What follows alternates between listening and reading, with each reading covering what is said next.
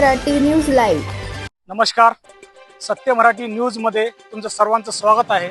आज आपण RTO office या भागामध्ये आलेलो आहोत। आरटीओ ऑफिसमध्ये चाललो आहोत।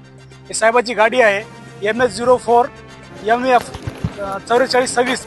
या गाडीचं इन्शुरन्स संपून कमीत कमी 2 महिने झालेले आहेत। त्याची PUC पण संपलेली आहे। जर एखाद्या नागरिकाची जर गाडी कुठे सापडली तर यांनी PUC किंवा त्याचा इन्शुरन्स संपल त्याला 30-40 हजार फाईन देत आहेत।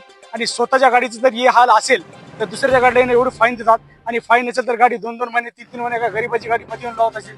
ज्यांचे डॉक्युमेंट क्लिअर आहेत त्यांची पण तो गाडी लावत आहेत।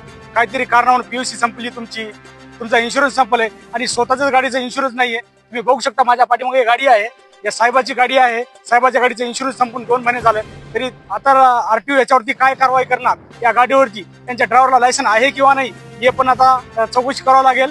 बघू शकता तुम्ही माझ्या पाठीमागे गाडी आहे, तात्काळ यांच्यावर कारवाई झाली। या आरटीओ ऑफिसच्या गाडीला इन्शुरन्स संपून 2 महिने झाले, इन्शुरन्स नाही, याला PUC पावती नाही, काहीच नाही।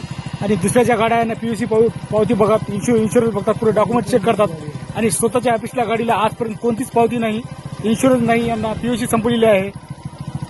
तरी पण बघा तुम्ही, आरटीओ ऑफिसची गाडी आहे आणि दुसऱ्याच्या गाड्यांना चेक करून फाईन मारत, मोठमोठी फाईन मारत आहेत आणि स्वतःच्या गाडीचा इन्शुरन्स नाही।